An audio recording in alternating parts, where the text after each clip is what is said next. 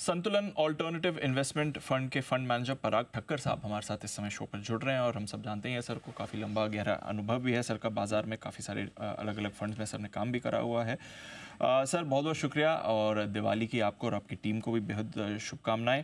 वैसे तो दिवाली से दिवाली तक बाज़ार में बहुत ही अच्छा एक्शन रहा है, बट पिछले महीने से कह दें, हफ्ते 2 हफ्ते कह दें, जब बाजार का थोड़ा अभी मोमेंटम लड़खड़ाते हुए दिखा है। तो एक बार आपसे आउटलुक ही जानना चाहूँगा, अब से लेकर अगली दिवाली तक सेटअप कैसा दिख रहा है, आउटलुक क्या बन रहा है सर? Thank you. और आप सबको भी काफ़ी दिवाली की काफ़ी विशेस, और आपके सब व्यूअर्स को भी। और it has been a great journey, and मैं आपके शो पे काफ़ी दिन के बाद आ रहा हूँ। I think in my HDFC security days I was coming on Zee business regularly, and तो आई ऑलवेज लुक फॉरवर्ड कि हम आगे भी और मिलते रहें। बेसिकली बेसिकली मार्केट व्यू अगर आप मुझे पूछे एक साल के लिए, तो ऐसे है कि स्टॉक स्पेसिफिक रहेगा। बिकॉज जो रन अवे बुल मार्केट हमने देखा है कोविड के बाद, जिसमें डोमेस्टिक लिक्विडिटी ने बड़ा रोल प्ले किया। US में इंटरेस्ट रेट बढ़ते रहे, फिर भी Indian P multiple stock wise बढ़ते रहे सबके, बिकॉज म्यूचुअल फंड्स में काफी पैसा आया बिकॉज ऑफ डोमेस्टिक लिक्विडिटी। तो सबसे इम्पोर्टेंट बात तो ये है कि डोमेस्टिक लिक्विडिटी कंटिन्यू रहेगी, वो जिसका मुझे करीबन करीबन हम ये अंदाजा लगा सकते हैं कि ये बनी रहेगी इक्विटीज में, राइट। और तो उसके हिसाब से स्टॉक स्पेसिफिक रहेगा, बिकॉज एक फंडामेंटल चीज है कि भाई इंटरेस्ट रेट अगर 5% अमेरिका में बढ़ते हैं, 2.5% इंडिया में बढ़ते हैं, तो स्टॉक्स गिरने चाहिए थे, पी मल्टीपल गिरने चाहिए थे। बट वो नहीं हुआ है because of domestic liquidity infusion. तो बेसिकली थोड़ा सा टाइट रेंज रहेगा, और स्टॉक स्पेसिफिक जहां पे पॉजिटिव सरप्राइजेस आएगी, या तो फिर वैल्यूएशन ऐसे हो गए होंगे जहां पे आप कुछ खो ही नहीं सकते हो। बेसिकली हम आगे बात करेंगे कि काफी सारे ऐसे शेयर्स हैं जहां पे वैल्यूएशन इस हद तक अट्रैक्टिव हो चुकी है, खास करके फाइनेंशियल स्पेस में, या कुछ कुछ IT स्पेस में, या सीमेंट में फॉर एग्जांपल आफ्टर ये रिजल्ट्स, कि जहाँ पे वैल्यूएशन इतनी अट्रैक्टिव हो जाएगी कि कोई ना कोई तो बायर आएगा। यू नो अभी तो FII की सेलिंग चल रही है, बिकॉज इन बिटवीन पहले चली थी because of FII, because interest rate US में बढ़ रहे थे, तो डॉलर स्ट्रांग हो रहा था, तो definitely they had to sell in emerging markets, they were selling. और अभी ये जो लास्ट 15 दिन से जो फिनोमेना चल रहा है because of China stimulus, FII का पैसा चाइना में जा रहा है और यहाँ पे बिकवाली आ रही है। तो ये शॉर्ट टर्म है, लेकिन इसी माहौल में, ऐसे अनसर्टन माहौल में ही स्टॉक स्पेसिफिक अच्छी अपॉर्चुनिटीज काफी मिल सकती है। पहले उन अपॉर्चुनिटीज़ की बात कर लेते हैं, फिर बाकी चीज़ों की भी बात करेंगे। सीमेंट की बात करी आपने, IT की बात करी, नतीजों का भी सीज़न शुरू हो गया, तो कहाँ पर ये अपॉर्चुनिटीज़ इमर्ज होती हुई दिख रही हैं सर? क्लियर है, एक बात है कि देखिए, एक तो TCS जैसी कंपनी का जिसका रिजल्ट आ चुका है ऑलरेडी, और उसके रिजल्ट में खास मार्केट को कोई खास एक्साइटमेंट नहीं हुआ। उसके बाद HCL टेक का रिजल्ट आया जो काफी अच्छा था। तो TCS जैसे स्टॉक में मैं बोलूंगा कि मेरा ये मानना है कि जब कोई जेन्युइन बड़ा बिजनेस जिसका फ्री कैश फ्लो इतना ज्यादा हो, जैसे 50,000 करोड़ का फ्री कैश फ्लो करता है TCS, मैं 2026 में मेरा अंदाजा है कि 62,000 करोड़ का फ्री कैश फ्लो करेगा, जो as a dividend share holder को मिलने वाला है।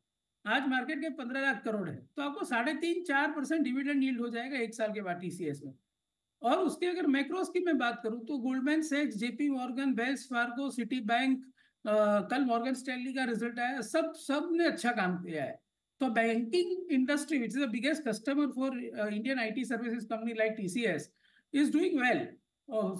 फेड ने भी, पॉवेल ने बोला है कि US economy is on a good footing, and they want to keep it there, and that is why they have started with 50 Bips rate cut. So they are very cognizant about their economy, and they are serious about job market. So सही, इन सब चीज को देखते हुए 25-26 time में TCS मिल रहा है। ये एक अच्छी अपॉर्चुनिटी है लार्ज कैप में।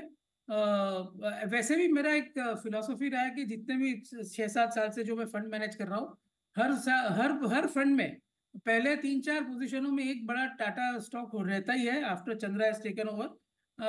तो उसमें इस बार मुझे ऐसा लगता है कि TCS is such a stock जहाँ पे मैक्रोज फेवर में है। वैल्यूएशन पहली बार ऐसा हुआ है कि TCS, इंफोसिस और HCL टेक का PE कॉन्वर्ज हो रहा है। ऑन FY 26 अगर आप देखें, सबके PE 25 और 26.5 के बीच में है। तो 55,000 करोड़ कैश है कंपनी में, हर साल 50,000 करोड़ कैश जनरेट हो रही है जो बढ़ती रहेगी 10% से, और आपको उसमें से मैक्सिमम पैसा मिल रहा है एज अ शेयर होल्डर। तो आपका डिविडेंड यील्ड 4% बैठ रहा है, 3.5-4% बैठ रहा है। तो मुझे लगता है कि ऐसी कंपनी में रिस्क काफी कम है। Coming back to your result season thing, ये क्वार्टर सीमेंट के लिए काफी खराब होगा।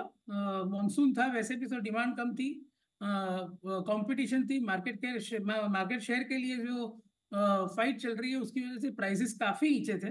तो मेरे हिसाब से ये quarter should be worst quarter for cement. तो इसमें मेरा ये फिलोसॉफी है कि जब कोई चीज बॉटम बना रही हो तब तो उससे पहले थोड़ा सा पहले एंट्री ले लेना चाहिए।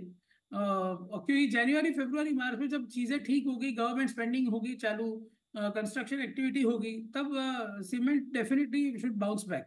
एंड इतनी अच्छी अच्छी कंपनियों की भी रिजल्ट बुरे आएंगे कि they will have to take the prices up also in January February March. तो मेरे हिसाब से cement is a good sector जहाँ पे रिजल्ट पे नजर रख के लेना चाहिए। तीसरी मैं बात करना चाहूंगी बैंकिंग एंड फाइनेंशियल्स में।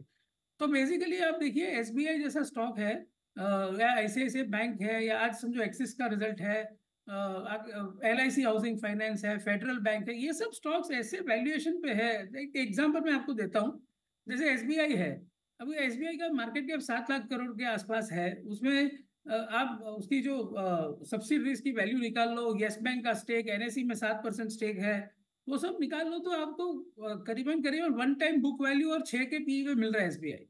नाउ आप सोचिए अगर इंडियन इकोनॉमी को ग्रो करना है, अगर एसबीआई और असेट क्वालिटी का जो स्ट्रेस जिसकी वजह से ये भाव है, जिसकी वजह से इतना अट्रैक्टिवली वैल्यूड है, वो जो स्ट्रेस है वो एमएफआई और ऐसी अनसिक्योर्ड जगहों में है।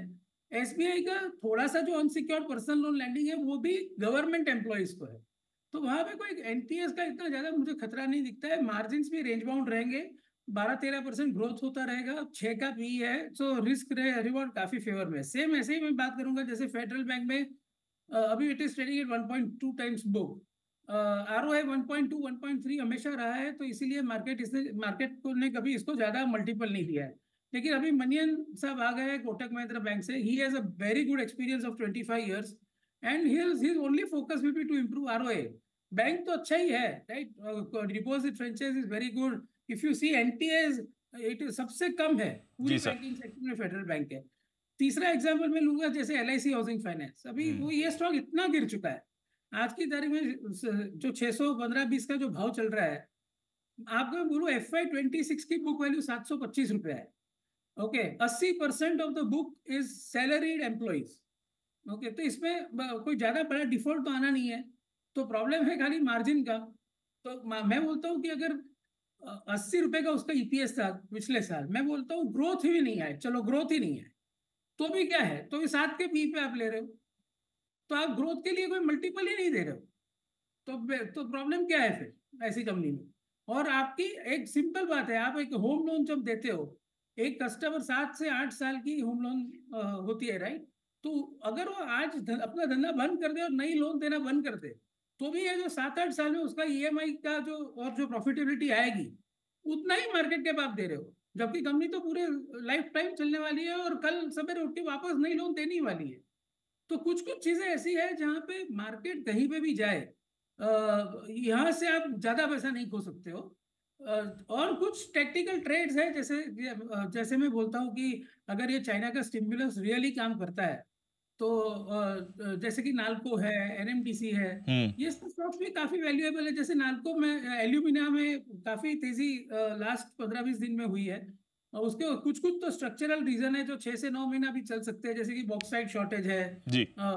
गिनी करके कंट्री है जहां से मैक्सिमम बॉक्साइट आता था, वहां पे शॉर्टेज है, सप्लाई डिसरप्शन चाइना में खुद है, तो एल्यूमिना के लिए, तो alumina is in shortage for next 6 to 9 months। Right sir. तो और अगर आप देखो, अगर आज के भाव को मैं एक बार छोड़ भी दूं कि अभी तो बहुत बढ़ चुका है एल्यूमिना, लेकिन अगर मैं 500-550 डॉलर पे भी अपन बात करें, जबकि आज $650 का भाव है, तो भी ये 5 से 6 हजार करोड़ का एबिटा कर सकता है, 3 हजार करोड़ नेट कैश है कंपनी में, तो 6-7 टाइम एबिटा में ये भी है और एनएमडीसी भी है। तो एनएमडीसी 9 हजार करोड़ नेट कैश है। तो मैं कहीं पे भी ये नहीं कर रहा हूँ कि मैं बहुत तेजी का कॉल ले रहा हूँ, क्योंकि अपॉर्चुनिटी हर वहां पर कंपनी बनती हुई जो दिख है रही है। Right sir. नेट तो ये नेट हाँ जी सर, सॉरी सॉरी नहीं, आपके पॉइंट में समझ गया कि वैल्यूएशन अपॉर्चुनिटी वहाँ पर अच्छी बन रही है, राइट सर। ठक्कर साहब, थोड़ा टाइम आज कम है, बट जल्दी आपसे फिर से मुलाकात करेंगे और कुछ और बेहतरीन आइडियाज़ लेंगे। बट आज भी देख लीजिए, TCS है, SBI है, LIC हाउसिंग की बात कर रहे थे सर, नाल्को पर भी उनका रेडार है और कई सारे और सेक्टर्स हैं। सीमेंट सेक्टर पसंद आ रहा है, वहाँ पर भी आप पैसे लगा सकते हैं। ठक्कर साहब, बहुत बहुत शुक्रिया आज हमारे साथ जुड़ने के लिए। जल्द आपसे फिर से करेंगे मुलाकात और कुछ और आइडियाज़ के बारे में भी बात करेंगे।